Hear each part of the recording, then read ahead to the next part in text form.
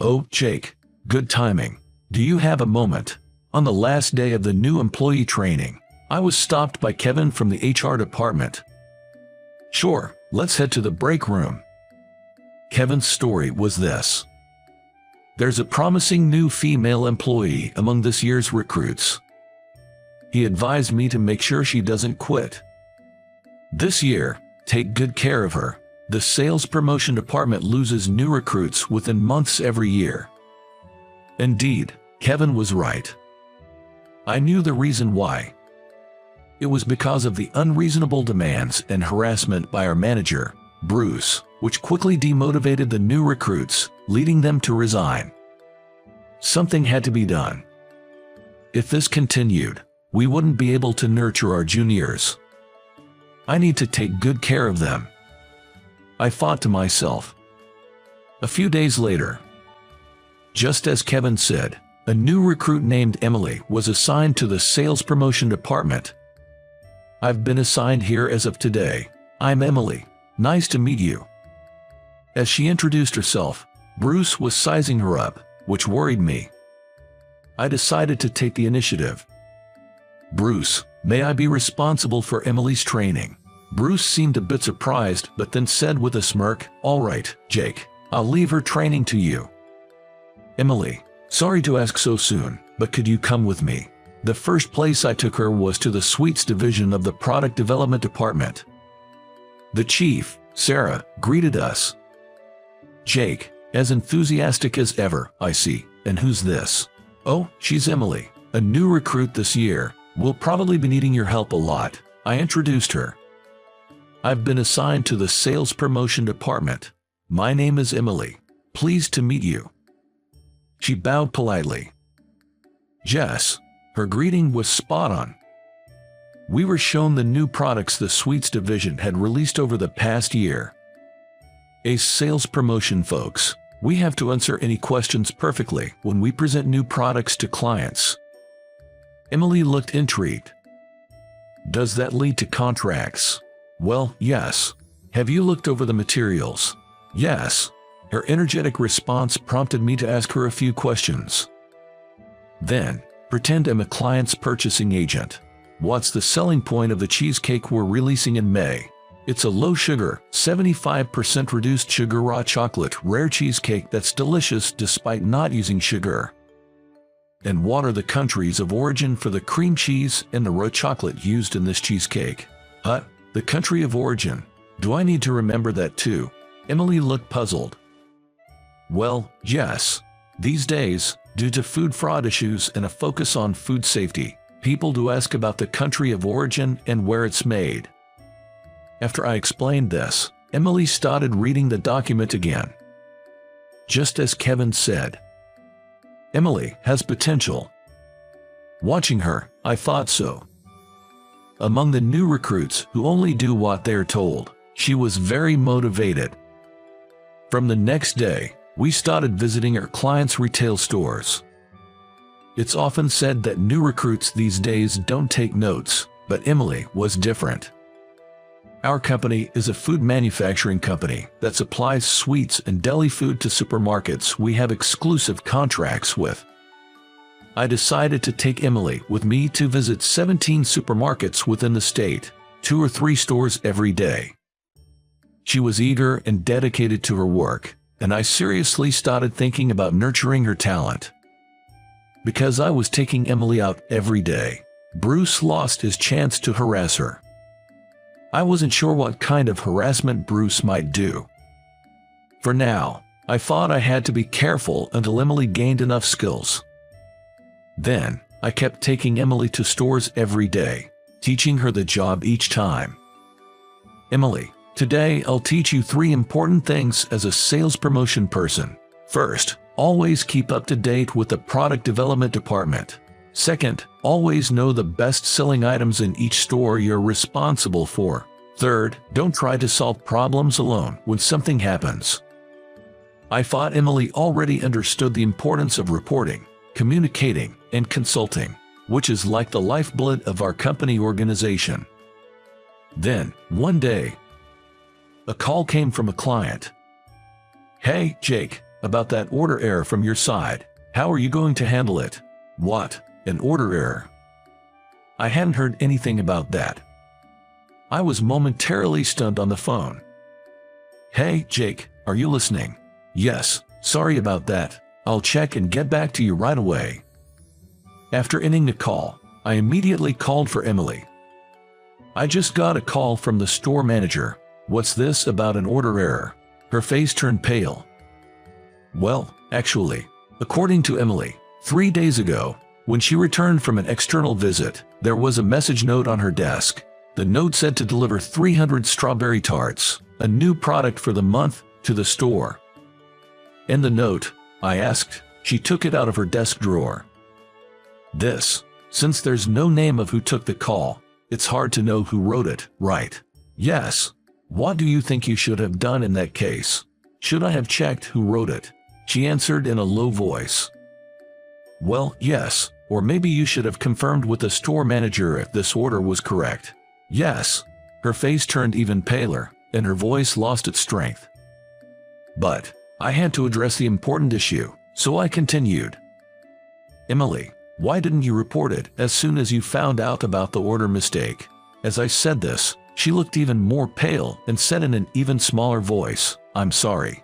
I thought I had to fix it since it was my mistake. Usually, our store orders a total of 100 sweets per day, including a variety of items. It should have been clear that an order for 300 of one kind wasn't realistic. I had Emily confirm the real order quantity with the store manager.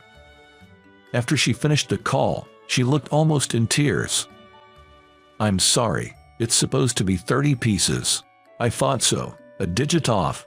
I sighed deeply and asked, Emily, what do you think would be the best course of action in this situation? Her response was unexpected.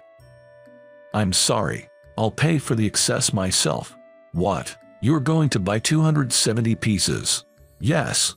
I was speechless at Emily's nodding affirmation. What are you going to do with them? Eat all 270 pieces by yourself? No, I don't think I can eat all of them, she said, looking down. And then, I couldn't help but raise my voice. Do you have any idea how much effort the product development department put into this new product? The same goes for the factory workers. No one makes these products expecting them to be wasted. At that moment, everyone in the department turned to look at us. I felt ashamed. What was the point of taking her to the product development department and the factory so many times? Had she understood nothing? She apologized with teary eyes and a barely audible voice. I'm sorry. I told her, it's okay, go back to your desk, and started calling our other client stores one by one. Some stores said, if you can deliver today, we'll take some, so Emily and I split the task and delivered the 270 pieces we had collected. When all the deliveries were done and we returned to the office, Bruce was waiting. Jake, you've been mentoring Emily for the past month. How do you plan to take responsibility for this? He smirked unpleasantly. Also, I heard you yelled at Emily in front of everyone. That's clearly an abuse of authority. Emily tried to say something, but I stopped her with my left hand. Yes, you're right, I'm sorry. I bowed to Bruce. Look at that, Emily's still looking pale and shaking. Jake, you need to take responsibility for this. Be prepared for that. In a meeting that day, Bruce, who had always disliked me, apparently added a lot to his report and relayed it to the higher-ups. The following week, I was transferred to a factory that makes containers for deli foods. I never thought I would be demoted. For the next few days, I passed on all the knowledge and know-how I had to Emily. Even on the day before my transfer, she still looked gloomy. I really didn't know what to say. I'm so sorry. Emily had been apologizing ever since my transfer was decided. Don't worry about it. Instead, you did well keeping up with my tough training. You have potential. I patted her shoulder and said, well, I've been on Bruce's bad side since I joined the company anyway. It was only a matter of time before I got transferred. I said that, but Emily still looked down. Don't look so down. Keep up the good work. See ya. I thought the work at the transfer factory would be manageable, but it turned out to be more challenging than expected. Years passed, and I eventually decided to leave the factory. I knew how hard it was to change jobs in such a bad economy, but once I left, there was no going back. Every day, I convinced myself while looking at rejection emails. While browsing job listings, I found a vacancy in the sweets promotion department of a nationwide convenience store chain. A nationwide chain, might as well give it a shot. So, I decided to attend the interview. The first round was a written exam on sweets, which I easily passed thanks to my 5 years of experience and knowledge. Today is the day of the second round, the interview. As I entered the interview room, nervous, I saw there were 3 interviewers. I assumed they would ask about my passion for sweets or what I wanted to do in the store's promotion department. I had practiced my interview answers thoroughly, so I was confident. As I looked straight into the eyes of the 3 interviewers in front of me, something unexpected happened. When I made eye contact with one of the female interviewers, she looked surprised and whispered something to the other 2 interviewers before addressing me. "Jake, were you by any chance at the Sweets Festival in the city 5 years ago?" I was taken aback by the unexpected question.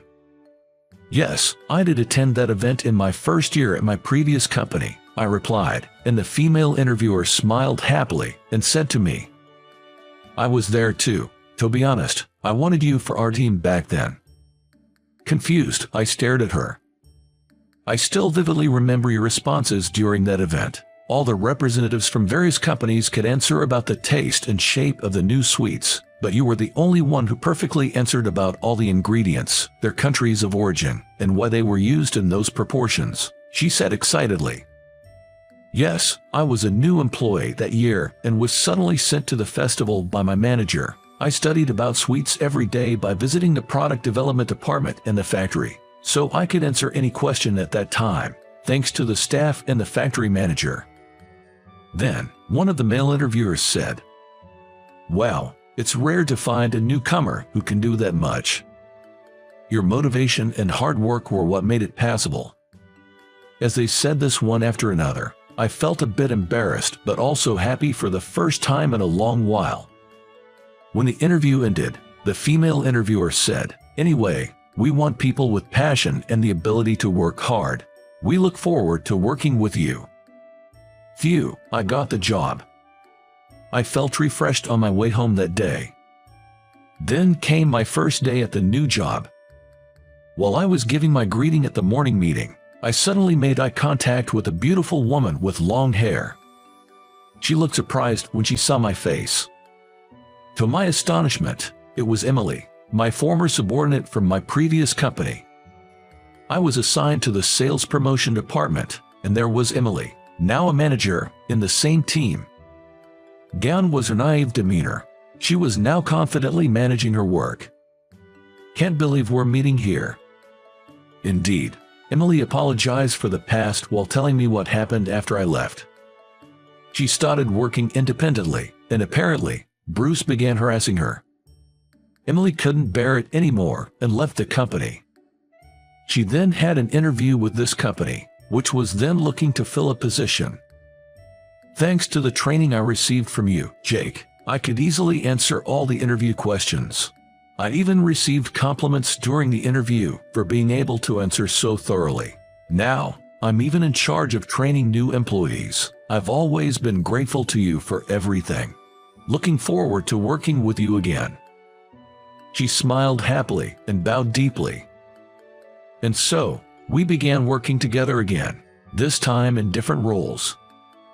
Rumor has it that Bruce later left the company due to allegations of abuse of authority and sexual harassment. Maybe now people at that company can grow a bit better. Now about the proposal for the new product introduction. Yes, let's hear it. We're now busy every day preparing for a Sweets Festival event happening in 6 months. Looking at Emily, who was passionately instructing the new employees to learn about the products in detail, I felt motivated to do my best too.